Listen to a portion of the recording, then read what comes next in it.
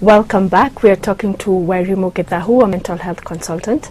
And Wairimu, just before we took the break, we were talking about sensitization and the need to sensitize the Kenyan society, as has been done, in other parts of the world. Right. What would it take for us to achieve that? We definitely need to educate people. We need to educate people to know that people with mental health issues can lead a normal life. Medication helps. Medication and talking therapies help, and these people can lead a normal life. They can hold down jobs, they can work, they can go to uni, they can go to school. So we need to educate people that it's not the end of someone's world, that just because someone has a mental health issue that they have to have a menial job. Yeah. We also need to create a lot of awareness around these issues. We need people to realize that not everyone who has a mental health issue is violent. Not everyone who has a mental health issue is going to go out and kill people. We need people to be aware of these things. And I think the more education and the more awareness we create, the more sensitized people will be towards people with mental health issues. Mm-hmm. Yeah. And we talked about finding smart ways of sensitizing, especially rural communities who may not have access to the media and things like that. I mean, one of the things we were discussing as experts with friends of mine is we need to start thinking outside the box. So we need to start training, just how they've got these traditional midwives. We need to train people like that to be able to spot the first signs of mental health distress or mental health issues. These are the people who can take whoever's having the distress or the psychotic breakdown to the first step, to an accident, an emergency, or to a psychiatric hospital. We need to train people like these, and I think that way we'll have a lot less instances of people getting to the point where there's a chronic issue.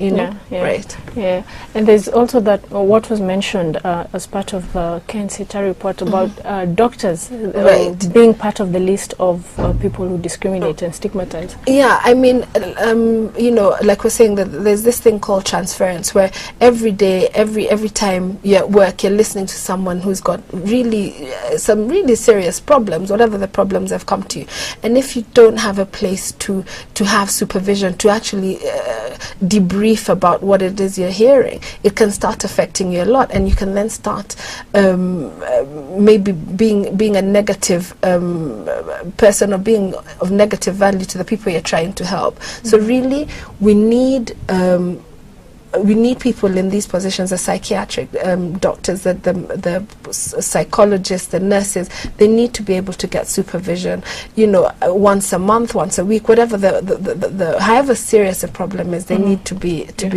getting supervision. Right. And also we need to put in checks in hospitals, so these kind of things don't happen. You need to be able to have people from society, not necessarily mental health experts, going into these hospitals to make sure that these things are not happening, that we're not abusing the patients that we're trying to help. Right. So like surprise visits, for example, just go into and talk to the patients, find out what they're saying, and I think it will cut a lot of instances like that. Okay. And the fact that we're in an African setup, there's still a lot of the cultural ideas still ingrained in people where mental health is concerned. Right. And there's so many ideas that people have, so many explanations that people would have. Again, we go back to education, and we go back to awareness. If we can teach, I mean, a lot of the people will think, so and so is acting this way because they've had a hex put on them, or this family is jealous of my family, so they've gone to a witch doctor who then put a curse on us, and that kind of thing. And if you follow in that line of thinking, you'll think the best place to take this person is to a witch doctor, or to a church. These people need medication. They need prayers, if that's how you so choose to go, but really they need medication more. Let's medicate them first. Let's get them to a place where they're stable, and then start thinking about these other things. I mean, like we're saying about the traditional midwives, we could also train witch doctors, because again, these are the people who are seeing these people first. We could train them to see the signs and advise these people to go to hospitals, because like you're saying, a lot of the families will take someone to a witch doctor. Now, if we can train the witch doctors to actually to spot these signs and let the family know to take them to hospitals, again, we'll have a lot less issues with mental health. Yeah. Okay. And just in closing, lastly, you've talked about the idea that people with mental health disorders are believed to to fit in menial jobs. Right. Do you know people, have you heard of people who have beaten that sort of notion? A lot of people. I mean, some of the people I work with suffer from mental health issues and hold down extremely important jobs, but because they're on medication, on talking therapies, these things are able to be controlled.